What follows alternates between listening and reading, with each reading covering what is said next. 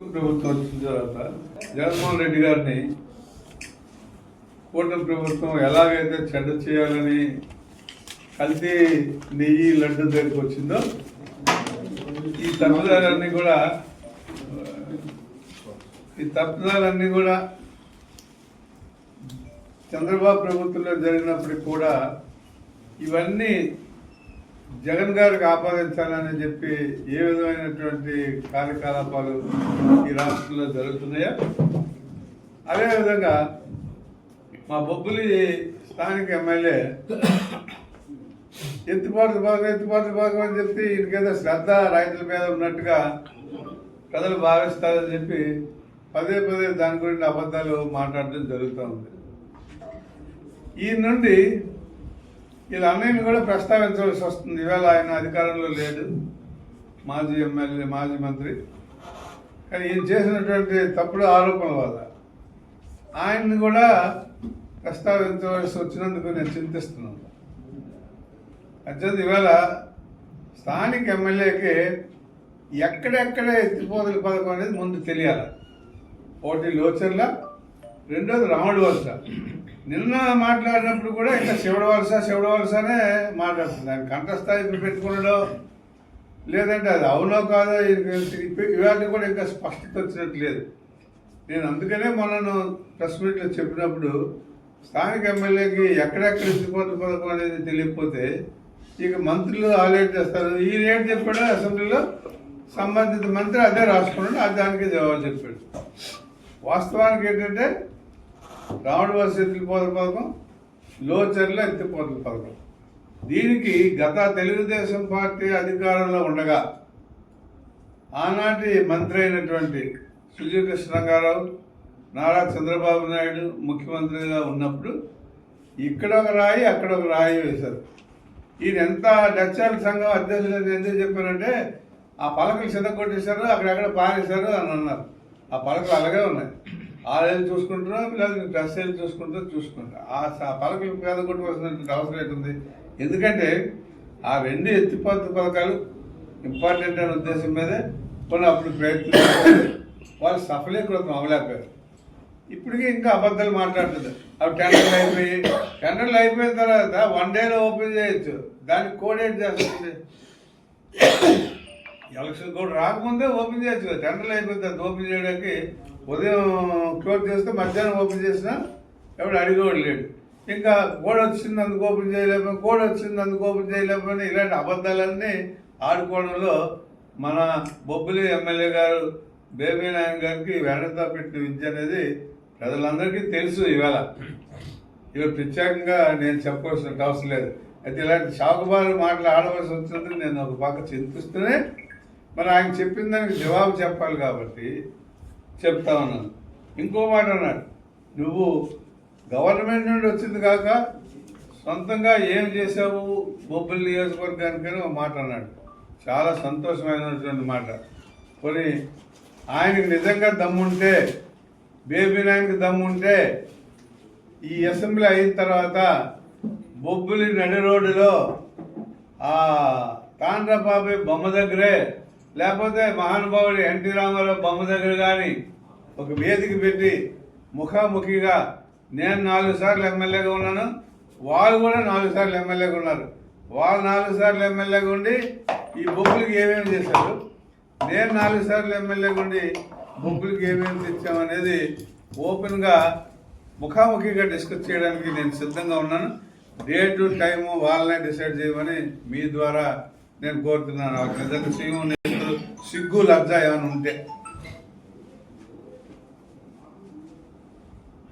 ఇక వాళ్ళు 2-3 సార్లు పార్టీ మార్చి పదవులు సంపాదించుకునేటువంటి పరిస్థితుల్లో ఇవాళ బొబ్బిలి రాజకీయాలు నడుస్తున్నాయి. ఆయన నా గురించి నా తాలూకా క్యారెక్టర్ గురించి మాట్లాడవలసినటువంటి అవసరం ఎంతవరకు సమంజసం అనేది ప్రజలే తెలుస్తారని ఒక చెప్తున్నాడు. ప్రజలు ఖచ్చితంగా తెలుస్తారు. ఇప్పుడు నా మీద మీ అన్న మంత్రిగా ఉండిపోయినప్పుడు ఇవాళ నువ్వు నన్ను ఏంటంటున్నావు, అవాళ నేను అనలేదని మీ అన్న మాట ప్రజలు తిరస్కరించినటువంటి వ్యక్తిగా రాజకీయాల్లో కీర్తిశేషులు ఇందిరాగాంధీ గారు కానీ, కీర్తిశేషులు ఎన్టీ రామారావు గారు కానీ, అలాంటి పెద్ద పెద్ద హేమీలు మహానుభావులే ఓడిపోవాలి. ప్రజాస్వామ్యంలో ఈగు గెలుపు అనేది సర్వసామాన్యం.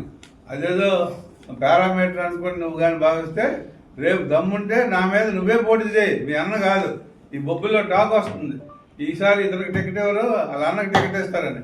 నీకు నిజంగా ధైర్యం దమ్ముంటే రేపు నా మీద నువ్వే పోటీ చేయి, అప్పుడు నీ సంగతి ఏదో నా సంగతి ఏదో ప్రజలు తేలుస్తారు.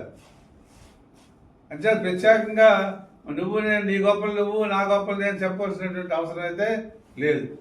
ఈసారి దెబ్బతినేటువంటి వైసీపీ పార్టీ 151 స్థానాల నుండి 11 స్థానాలకు ఎందుకు వచ్చిందంటే ఈ సర్వత్రా రాష్ట్ర వ్యాప్తంగా ఎవరు అది రుజువు చేయలేరు, కానీ సర్వత్రా ప్రతి ఒక్క ఓటర్కి కూడా ఏ విధంగా కూటమి ప్రభుత్వం అధికారంలోకి వచ్చిందనేది ఒక అనుమానం అనేది సర్వత్రా ఉంది.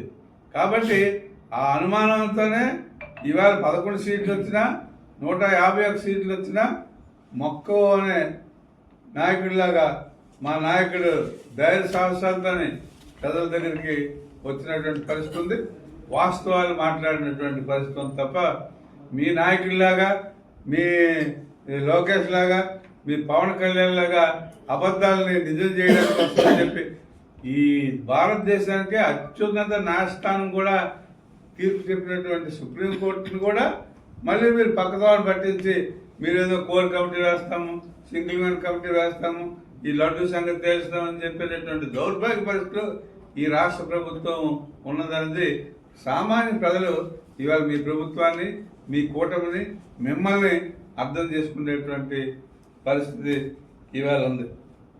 ఇక ముఖ్యంగా నేనే చాలేదు నువ్వే నేను ఆనాడు కాంగ్రెస్ పార్టీ అధికారంలో ఉన్నప్పుడు గౌరవ ఇవాళ కౌన్సిల్లో ప్రతిపక్ష నాయకులైనటువంటి బొత్స సత్యనారాయణ గారు మంత్రిగా ఉండగా, మరి జానారెడ్డి గారు ఆర్ఎండ్బి మంత్రిగా ఉండగా చాలా రోడ్లు శాంక్షన్ చేయించారు. అందులో భాగంగానే బొబ్బిలి మున్సిపాలిటీలో కూడా మరి బొబ్బిలి బజిపేట రోడ్లో దాదాపు 10 కోట్ల పైసలకి ఆ రోజు శాంక్షన్ చేస్తే మీ అన్నయ్య తాలూకు 5 సంవత్సరాలు పదవీ కాలం అయిపోయినా కూడా మీరు దాన్ని పూర్తి చేసుకోలేక తిరిగి మళ్ళీ నేను గవర్నమెంట్లోకి వచ్చిన తర్వాత మరి అప్పటికే బోర్డంత నష్టాల్లో ఉన్నటువంటి పరిస్థితుల్లో ఉన్నప్పటికి కూడా మరి ప్రత్యేకించి శ్రద్ధ పెట్టి ఆ రోడ్డును పూర్తి చేసి ఇవాళ బొబ్బిలి ప్రజానీకం దగ్గర శభాష్ అనిపించుకోవాల్సినటువంటి పరిస్థితి ఇవాళ ఉంది అని, అది బొబ్బిలి ప్రజలందరికీ తెలుసునని ఈ సందర్భంగా నేను చెప్పవలసినటువంటి అవసరం ఉంది. అంతేగాని నీళ్ళగా సమాధి కడతాం సందాలు ఇవ్వండి అన్నట్టుగా ఏదో బండి చేస్తాం సందాలు ఇవ్వండి అని నీళ్ళగా మేమేమి పోగు చేయాల్సినటువంటి పరిస్థితి లేదు.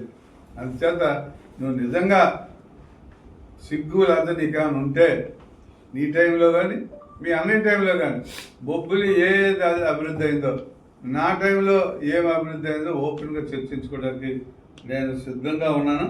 తప్పనిసరిగా మీ ఇద్దరు కలిసి మాట్లాడుకుని డేట్ చేస్తారో లేదా నువ్వు ఒక్కడివే డేట్ చెప్తావో అది నీ ఇష్టం. వాడాడు ఎత్తిపోత పథకం అనేది నేనే ఓపెన్ చేయడం జరిగింది. అది అక్కడ రైతులందరూ కూడా ఒక సంఘంగా ఏర్పడి ఏ ఎత్తిపోత పథకం అయినా దాన్ని మెయింటైన్ చేసుకోవడానికి రైతులందరూ కూడా సంఘంగా ఏర్పడి దాన్ని మెయింటైన్ చేసుకోవాల్సిన అవసరం ఉంది. నేను ఎక్కడ ఈ లోచర్ల గురించి కానీ లేకపోతే రాముడి వలస గురించి కానీ ఇది మెయింటైన్ చేయలేమని చెప్పే మాట నేను ఎక్కడ మాట్లాడలేదు. కాబట్టి నువ్వు ఊరికనే నా మీద బురద చల్లడం కోసం అని చెప్పి నువ్వు మళ్ళీ అక్కడ కూడా అబద్ధాలు మాట్లాడితే నేను దాన్ని కాపరేట్ చేయవలసిన పని లేదు. నేను ఇంకోటి కూడా నీకు చెప్పాను, నీ 3 సంవత్సరాలు ఇంకా టైం ఉంది నీకు. ఈ 3 సంవత్సరాల్లో ఆ 2 ఎత్తిపోతల పథకాలు శాంక్షన్ చేసి అది పూర్తి చేస్తే నేను ప్రతిపక్ష నాయకుడినైనా కూడా నీకు అభినందిస్తాను ఓపెన్గా అని కూడా చెప్పడం జరిగింది. కనీసం అది కూడా నీ బుర్రలో ఉన్నట్టు లేదు. నువ్వు ఏది పడితే పేల్దాక నువ్వు అలవాటు పడిపోయినట్టున్నావు, తప్పుడు మాటలు అలవాటు పడ్డావు, నువ్వు అదే చేస్తున్నావు తప్ప నువ్వు నిజంగా ఇప్పటికైనా నేను మళ్ళీ మరొకసారి చెప్తున్నాను, నీకు ఇంకా 3 సంవత్సరాలు ఎమ్మెల్యే టైం ఉంది. నీకు నిజంగా చిత్తశుద్ధి ఉంటే మీ ముఖ్యమంత్రితోనో లేకపోతే మీ లోకేష్తోనో లేకపోతే మీ రామానాయుడుతోనో లేకపోతే మీ ఉప ముఖ్యమంత్రితోనో ఆ 2 పథకాలు శాంక్షన్ చేయించుకొని టెండర్లు పిలిపించుకొని అది పూర్తి చేస్తే చాలా సంతోషిస్తాం ఒక రైతుగా అని మొన్ననే చెప్పాను, మళ్ళీ ఇవాళ కూడా చెప్తాను. రాజకీయాల్లో పోవడం గెలవడం పక్కన పెట్టు, అది ఎమ్మెల్యేగా కాకపోయినా ఒక సాధారణమైన రైతుగా నీ తాలూకా కృషికి నేను అభినందిస్తాను, నువ్వు నిజంగా ఇది కానీ పూర్తి చేస్తే అని మనం చేస్తాం. లేకపోతే ఈ అడదిడ్డమైనటువంటి వాగుడల్లా కూడా నువ్వు నోరు మూసుకోవాల్సినటువంటి అవసరం ఉందని మీ ద్వారా స్థానిక శాసనసభ సభ్యులకి తెలియజేస్తూ ఉన్నాను. అంచేత మరొకసారి లాస్ట్లో మరొకసారి పాత సవాల్ని మళ్ళీ స్వీకరించమని అడుగుతున్నాను. వాళ్ళిద్దరికీ ఏమాత్రం ఆలోచన ఉన్నా, వాళ్ళు 4 టర్ములు అయ్యారు, నేను 4 టర్ములు అయ్యాను.